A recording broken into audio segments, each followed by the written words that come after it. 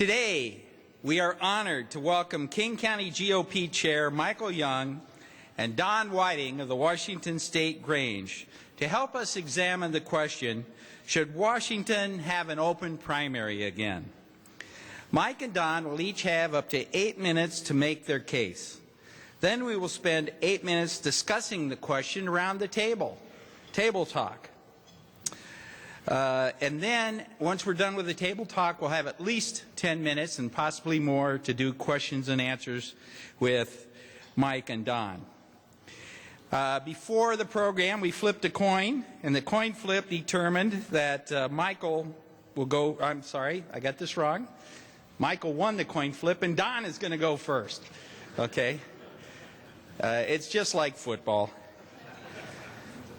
And so will you please join me in welcoming Don Whiting.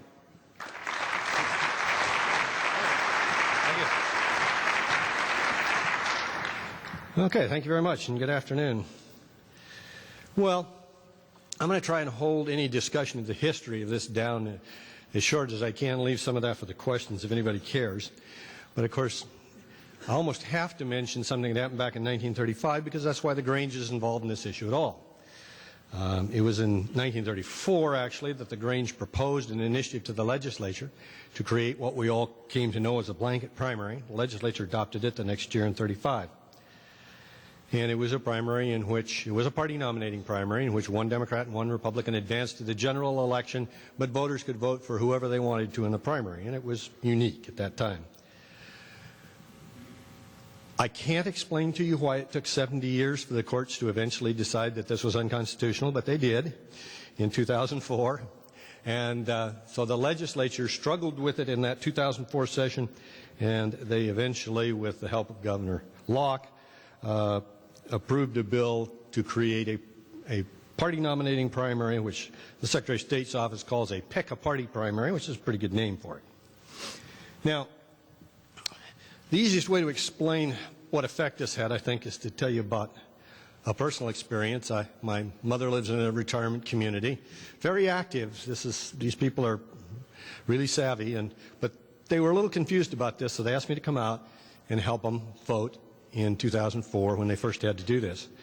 And I remember one lady in particular, she had gone through the local voters pamphlet, she'd gone on the website of the Secretary of State's office, researched all the candidates, and she says, I've got a list here of who I want to vote for. Just tell me how to do it. So I looked at her list. Of course, the problem was that some of them were Republicans and some of them were Democrats. She can't do that anymore. So I had to try to explain that to her. And I said, no, you can only vote for candidates in one party. First, you have to pick one of the parties. She says, why would I pick one of the parties? I don't like either one of them. So, and the session didn't go any better after that, believe me. So fundamentally, you get past all the court cases and all that kind of stuff. What we've got here is a struggle between the public, primarily independent voters, and the political parties over how much influence each of them is going to have in particularly the primary, but ultimately, of course, in the selection of the public officials that govern for us all. So we at the Grange weren't satisfied with the 2004 legislation, so we proposed an initiative. And that initiative is now, it has been challenged by the political parties, and that challenge is now in the Supreme Court. We'll have hearings in October, probably won't get a decision until about this time next year. And part of our reason for doing this is if you talk to a political scientist, kind of, professor or somebody like that, they'll tell you that political parties are supposed to play an important role in the election and political process, and that is to facilitate aggregating all of the interests of the public and presenting candidates who then will get elected and presumably implement those interests or those choices that the public's made. Well, that's probably true in some abstract sense. But in a lot of cases, it hasn't been very true in the practical sense, in the real world. And the biggest problem is that political parties want to play a narrower role than that. They almost invariably, historically, want to limit the agenda to what they really want to talk about. They see the elections process and the primary process as a way of achieving the party's objectives instead of assisting the public to achieve what they want to accomplish. And so that is sort of the basis for the Grange's support of a primary system in which every voter gets to vote for whichever candidate they want. Now, because of where we're at in the process, the Supreme Court is either going to tell us that this initiative that the voters adopted in 2004 by 60% majority is constitutional, we can use it, or they're going to tell us it's unconstitutional and we have to do something else. So in the event that we have to, of course, if they say it's all right, we'll just have a big party and then it's over. But if we have to do something else, then what the Grange wants to see done is a top two style primary, that is a primary not where one Democrat and one Republican necessarily go to the general, although that would almost always happen, but one in which the top two candidates, the two people who have the most support of the public in their jurisdiction, go to the general election ballot instead. And we'll find out from the court whether those candidates can have party labels on their name, behind their names, or whether we have to have a nonpartisan primary without that. So what we're trying to do here is create a level playing field. In a pick-a-party primary, if you're a straight party voter, you can vote for all the candidates you like because you weren't going to vote for the other party anyway. But if you're an independent voter like I am, in a pick-a-party primary, you only get to vote for some of the people you want. And we'd like to have a primary in which we can vote for all of the people we like and support. So I'll leave the rest of it to questions and to Michael. Thanks, Don. And now please welcome King County GOP Chair Michael Young. Thank you very much. It's really a pleasure to be with you this afternoon. I'm walking over from my office. I office about 3 blocks from here in the nice, warm spring air. I'm reminded of what was said about San Francisco is equally true of Seattle, that the coldest winter I ever spent was spring in Seattle. The issue before us today is how we choose candidates to fall eventually to the November ballot, and what kind of system is fair for the parties and for the people of the state of Washington. Our party is officially committed to an open primary that is fair and sensible for everyone. How did we end up in this particular situation and having the political parties litigate against other parties to end up in the Supreme Court of the United States? Well, it's because we had a unique system of choosing candidates here in Washington State. Nowhere else in America did we find a blanket primary where voters were allowed to look at a ballot and cross over as many times as they want. So as they were voting, they could vote for a candidate in the U.S. Senate, and they could vote for a Republican or Democrat, and then come down to a congressional race and vote for a Republican or Democrat, and then down to a governor's race and vote for a Republican or Democrat. Nowhere else in America was that system found. And it wasn't a bad system, it's just that it isn't legal. It violates what's called the right of association of political parties. And the easiest way to explain that is that the Republican Party and the Democrats in the Washington State and the Libertarians, when they were a major party, all agreed that we want to determine who the nominee of our party is that we present to you in November. It's very simple. Republicans decide who the Republican nominee will be. Democrats decide who the Democratic nominee will be. Now, why is that important? Because in the old system, sometimes we'd have voters who were mischievous, where 6 or 7 Republicans or 6 or 7 Democrats were seeking office. Oftentimes, if there was no competition in the other race, independent and other voters would come back into that race making unfair decisions for that political party. It would be like if we came here one day and we all voted, every citizen in Seattle voted for the leadership of your Rotary Club, and then left back to our various and sundry ways, and you were left with the leadership that we chose. So we asked the federal courts to test this idea, whether it was constitutional. And they came back at the district court level and at the Ninth Circuit Court of Appeals and said, no, it's unconstitutional. There is a free, protected right of association for people who say they're Republicans, who want to associate with Republicans to make those decisions. So that process ended with the legislature acting and enacting yet another piece of legislation, reauthorizing again the same top 2 primary, which again was struck down by a district court judge here in Seattle, and then That was struck down or upheld again by the Ninth Circuit, and then the Secretary of State's office in the Grange filed a writ of certiorari with the Supreme Court, and the Supreme Court has decided to hear this case. So it's not a small thing that we're talking about. We think that eventually the Supreme Court will agree with the Ninth Circuit Court opinion. But if they don't, what you're going to be stuck with is a system which we think is really bad. What they want to give you is what's called the Louisiana system, or I prefer to call the French electoral system, because that's where it eventually derives from. So the French system is what they want to give you. And what it means in highly partisan districts across Washington state, like where we're sitting in the 43rd district here in Seattle, probably votes about 86% Democratic. By the time you got to November, probably the only names you're going to see on a general election ballot will be 2 members of the Democratic Party. There will be no Republican represented. There'll be no independent candidates represented. No Peace and Freedom Party member will be there. No minor party candidates at all probably will make that ballot. And we think that's essentially unfair. We think that choice is what the people of Washington state want.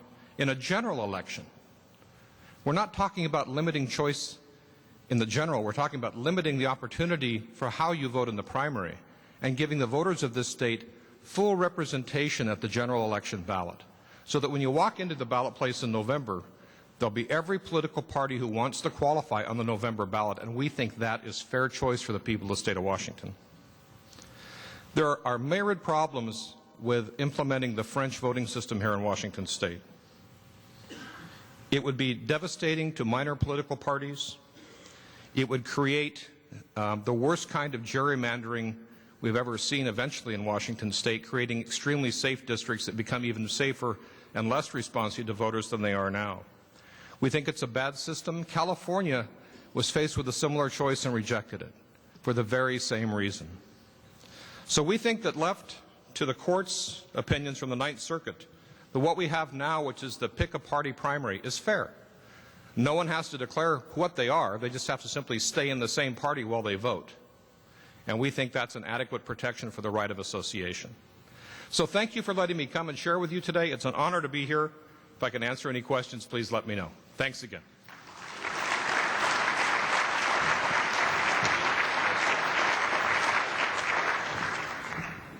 Okay, let me get this straight. It was accepted by the French and rejected by the Californians. Which one of those is good? Oh, my mind reels. Well, it's 1:04. I'm going to give you 8 minutes to wrestle with this contentious issue around the table, and then we'll bring Don and Mike back up here to answer your questions. Thank you. Go at it.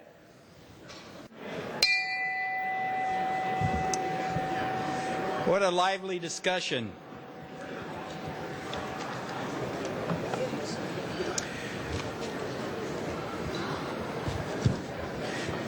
Since Don went first time around, Mike is going to be the first one to answer a question, and we'll give each of the 2 representatives an opportunity to answer each question, and then we'll alternate who goes first. Nancy and Todd have the microphone. Who wants to? Oh, Jay Prince wants to throw out a pitch. Are there any others? Okay. Okay. Jay Prince is kind of the Randy Johnson of so. Well, my question is, why have political parties? That's the real problem here. Why have political parties at all? Okay, Michael. You got to be first on this one. I once wrote a paper on this very subject, and the answer would be way too lengthy to give you all the reasons. But it's because people of a similar philosophy years ago in this country banded together to create parties to help foster candidates and fund them and help get them elected. That's our role in life. And the political parties stay vibrant today because people are still willing to join and fund us and make sure that their voice is heard with a similar philosophy. And that's the role of a political party in the political process. Well, I think political parties, or at least something like them, are virtually inevitable for the reasons Michael says. But the question here is a little narrower than that. It's, are the political parties we've got going to serve as general interest groups that really represent the broad interests of the public, or are they going to narrow their focus too much and become no more different, not too much different from, say, the National Citrus Association or something like that, which cares about grapefruits and oranges and tangerines and lemons and things like that, but not much else. And if the political parties narrow their focus too much, they become like regular special interest groups. And then it may make more sense to have a nonpartisan top two style primary in which everybody plays on the same playing field. I just want to say about the party being too narrow. I think it's impossible for a party like mine in the King County Party to be too narrow. On one hand, I have Representative Fred Jarrett, and on the other end of the county, I have Senator Pam Roach. Now, that's what I call inclusiveness. Nancy. Our table was struck by the fundamental unfairness of the minority party, the smaller parties not being able to appear in the general. And so our question really is, what is the inner motivation of the Grange to fight this or to propose this? I mean, where is the Grange coming from? Because we couldn't really understand their political agenda in promoting what seems like a blatantly unfair system. Well, certainly the Grange didn't propose it for the purpose of eliminating minor parties. And we have some wonderful discussions with Richard Shepard and the other guys at the Libertarian Party about this over and over again. The irony of it is that minor parties never succeeded, never had as much success under any other system as they had under the blanket primary. It was made for them because they could run at the primary, and so they weren't running only in the general when the rest of the candidates were running in the primary.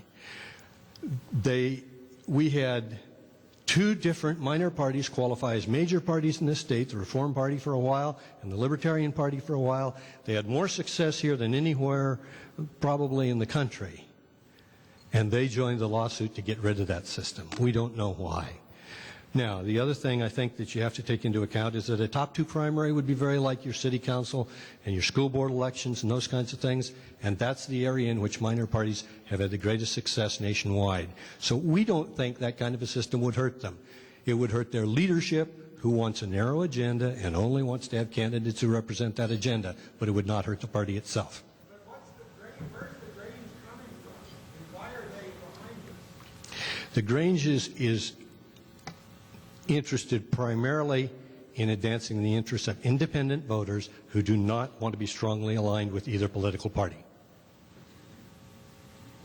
Do you want to add anything? I just want to add, well, we've always been told that Grange was involved because they were the ones who created the system back in 1907? No, 35. 35, whenever it was. But the interesting thing you say about choice is exactly right. That's why this is so dangerous for the people of the state of Washington. When you start removing choice from a general election ballot, it's really dangerous. You know, when you say to the Socialist Worker Party, you can't be on a general election ballot, or the Green Party, or any of the number of smaller parties that operate in Washington state who deserve to be on that ballot so people can register their vote.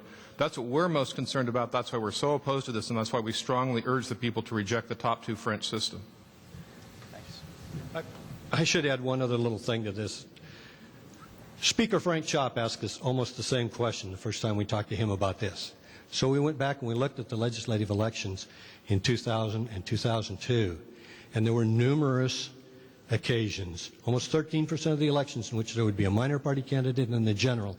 There were 4 occasions where there were minor party candidates opposing only one major party. In other words, 4 cases in which the two major parties, the minor party actually beat one of the two major parties to get on the general. So I think the premise is just not supportable. The evidence goes the other way. A question from Bill Robinson. There was a strong consensus at our table, and it's a diverse table, as you can see, with Weiss and Bremner here, to bring back the old system, the open primary. We don't like the party system, and we like the French system even less. The issue is this: how do we get from where we are to where we want to be? Washington, if this were a matter of Washington state constitutional issues, it'd be easy. We're here, we're familiar with it, we know what we had, we want it back. But this is a federal question. And as you pointed out, our state has been rather unique. If we were to really want to get this back, how do we do it? You probably don't want to go first on this. No, please go ahead. Well, there are two answers, I guess, because it depends on the Supreme Court. The Supreme Court says Initiative 872, which the voters have already approved, is constitutional, then we're there already. If it doesn't, then the voters will have to decide whether they want to have a top two primary where we don't have party labels on the ballot, because this was the one issue, the only issue that the Ninth Circuit had with Initiative 872 was the use of the term Democrat or Republican by the candidate instead of by the political party on the ballot. And so if the court says we can't do that, then it's up to the public whether they want to keep the pick-a-party primary system or whether they want to change Initiative 872 in that one respect and take the labels off the general election ballot, or off the primary and general election ballot. We think most voters know which parties the candidates belong to anyway, and the candidates would certainly tell them, and so would the parties. So we think that issue could be severed from the initiative without a problem. Do you want to respond? Change sometimes comes slowly and sometimes with a great deal of difficulty. I remember when seat belts were first brought forth in America and nobody wanted to use them. Pick-a-party primary will be the same way. I've seen a lot of change, and I've hated every bit of it. Yes, I'd like to ask one or both, what impact has the pick-a-party primary had on participation and voter turnout? Mike? We've only had one instance of the primary being engaged where we could have actually measure voter turnout, and it was extremely low in the last primary. Why that was the case, I don't know. It could have been the reason of the cycle. It could have been the candidates involved. It could have been the time of year. I don't know. All I know is that the first time we used pick-a-primary, voter turnout was extremely low. And whether that's a vote of the people against it, I don't know. But I think that will improve over time. I think that the people get used to the new system. They'll actually like it and respond again like they would at any other voting system. I don't know if anybody in the political science field has studied it real carefully yet, but all I can tell you is that anecdotally, I've got an awful big folder of email in my box from people who said they didn't vote because they just didn't like that system. Have Rod Walbaum with a question? Yes, for those of us that like the old blanket system, the Supreme Court's knocked it out on this idea of right to association. Why should the public be paying for the election of a private club?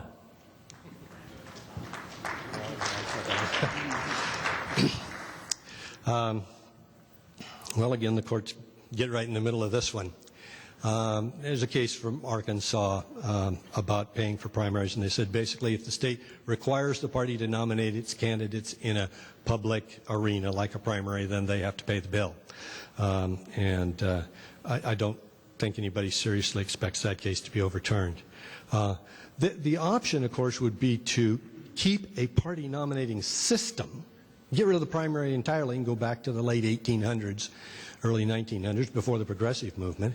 But the reason the primary was put there in the first place was because the political parties, in the public's opinion at that time, were abusing the whole nominating process and not allowing enough people to participate in it and not opening the system up to the public. So it's an either-or kind of thing. And we have the same frustration sometimes with the court you do, that they don't give us enough options.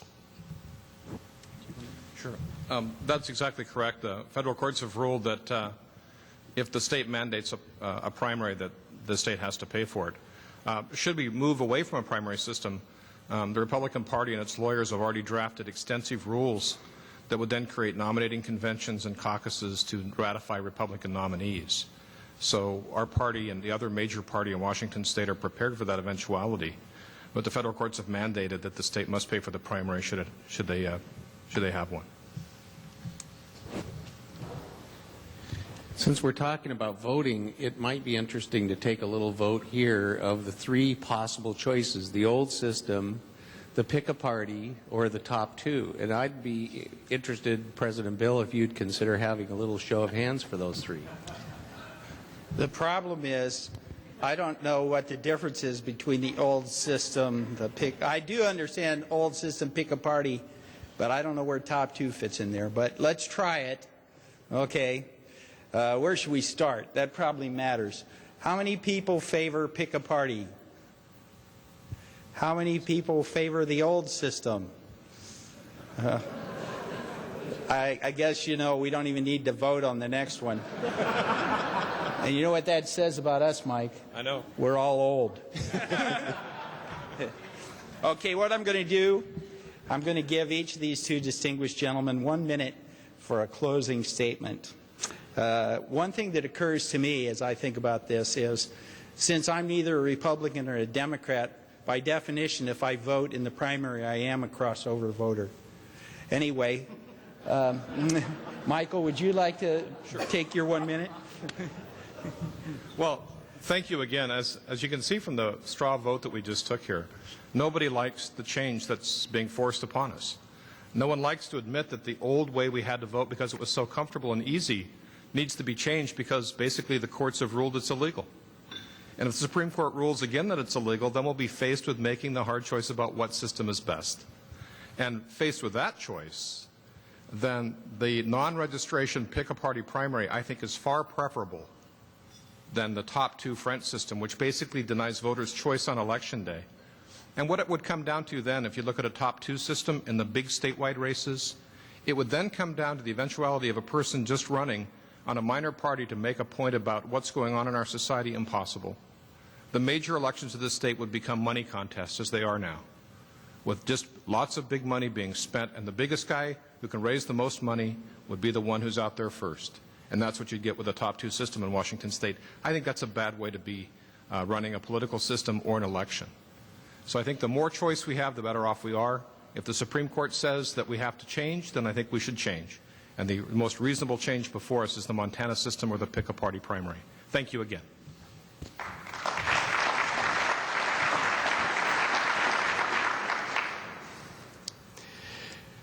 Well, I think the choice we'll face once the Supreme Court's given us a decision, and assuming they overturn the initiative and we have to come up with some kind of a different system, is whether the primary and the general election are a process where we determine which political party gets the right to run the government, or whether it's a process in which the voters decide which individuals, candidates, they want to have elected to run their government. And I have confidence that the public will take the latter of those 2 choices. Thank you. Thank you, Michael. Just great job. Great job. Thank you. Thank you both. Well, we're honored to have our podium graced by 2 men of goodwill and character. You both represented your case very well, and we thank you very much.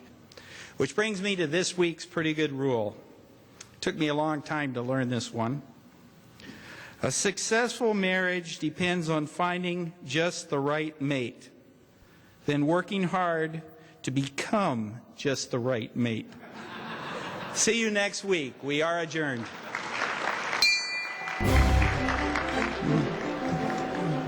Seattle Rotary Online is made possible in part by a grant from Enterprise Seattle. For over 35 years, Enterprise Seattle has provided client-based economic development services to businesses throughout King County and its 39 cities. More information on Enterprise Seattle and how they help businesses grow and prosper can be found at www.enterpriseseattle.org. And by First Choice Health, working with the Washington Health Information Collaborative to use technology to bring better health care to patients throughout the Pacific Northwest. First Choice Health.